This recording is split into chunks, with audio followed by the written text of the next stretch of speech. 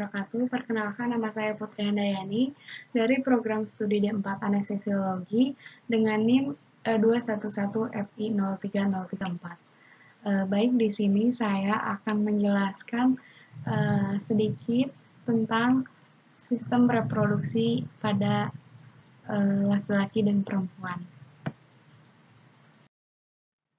Next, bisa dilihat di sini ada alat reproduksi pada laki-laki dan perempuan. Oke, bisa dilihat ya gambarnya seperti apa. Di sini ada alat reproduksi laki-laki bagian luar. Yang pertama itu ada penis dan uretra. Kita jelaskan bahwa penis itu merupakan organ seks sekaligus alat reproduksi pada pria yang berkembang secara penuh saat seseorang memasuki masa pubertas. Untuk uretra itu sendiri berfungsi menyalurkan urin dari kandung kemih keluar tubuh. Oke, untuk yang kedua itu ada skrotum yang berfungsi sebagai sistem kontrol suhu pada testis. Untuk yang terakhir di sini ada testis. Nah, testis itu sendiri berfungsi untuk memproduksi sperma dan hormon testosteron. Di sini ada bagian dalamnya ya. Yang pertama itu ada testis, yang kedua ada epidimis, dan yang ketiga ada saluran kelenjar testis, dan yang terakhir ada kelenjar aksoris. Oke, untuk selanjutnya di sini ada alat reproduksi wanita bagian dalam. Yang pertama itu ada ovarium dan opiduk.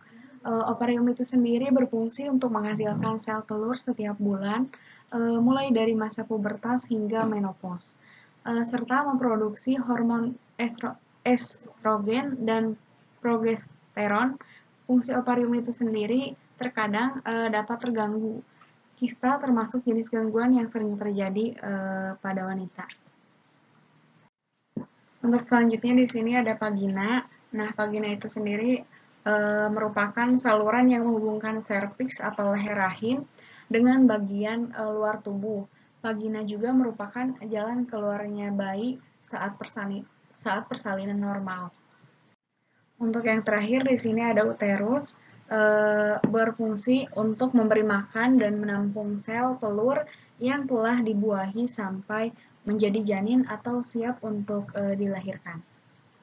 Untuk next slide di sini ada organ genitalia eksterna wanita ya. Yang pertama itu ada mons pubis, terus ada opericium urethrae dan labia minora serta opericium vagina.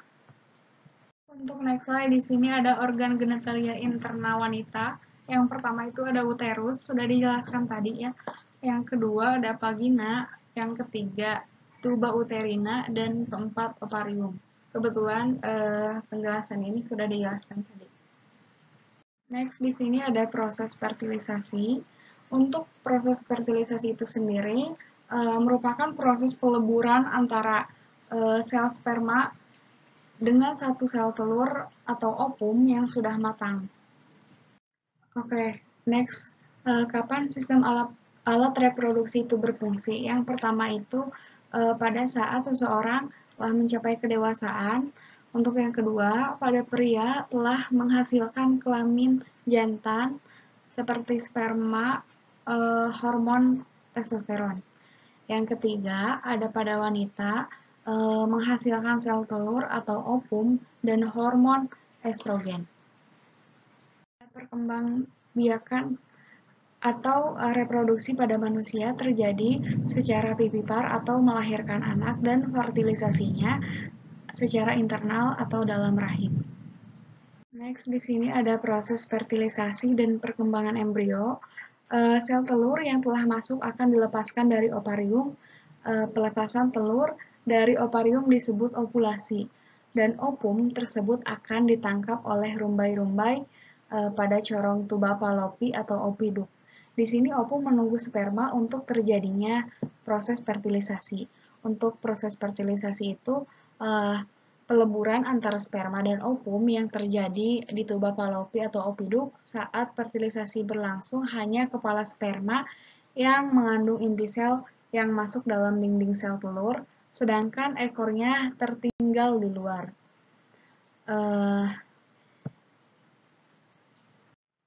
Next, penggabungan sperma dan sel telur membentuk zigot. Zigot yang berbentuk bergerak menuju uterus sambil membelah diri menjadi 2, 4, 8 saat embrio menggapai 32 sel. Membentuk seperti buah arbai disebut morula, lalu berkembang menjadi blastula dan sel-sel bagian dalam berbentuk bakal janin atau embrioblast. Jika ovum tidak dibuahi sperma, akan meluruh dan keluar dari rahim. Jaringan yang dalam dinding rahim yang telah menebal dan banyak pembuluh darah akan rusak dan luruh, sehingga terjadi menstruasi. Untuk menstruasi itu sendiri merupakan pendarahan yang terjadi akibat telurnya dinding sebelah dalam rahim, disebut juga dengan endometrium, yang banyak mengandung pembuluh darah. Di sini udah masuk dengan slide terakhir, ada proses fertilisasi dan kehamilan pada wanita. Bisa dilihat di gambarnya ada sel telur tunggal zigot, itu hari ke-1, hari kedua ada 2 sel, hari ketiga 4 sel, hari keempat 16 sel, hari kelima biotoskista awal, dan hari 6 ke 7 biokista tahap akhirnya. Untuk hari ke-89, embrio memulai implementasi. Seperti itu. Terus ovulasi melepaskan oosit sekunder, terjadilah pembuahan. Sudah mencapai tahap akhir, mungkin seperti itu saja yang dapat saya sampaikan. Mohon maaf apabila ada kesalahan saya yang dalam berucap ataupun seperti itu. Semoga materi ini bisa bermanfaat untuk orang-orang yang sudah menonton video ini. Terima kasih. Wassalamualaikum warahmatullahi wabarakatuh.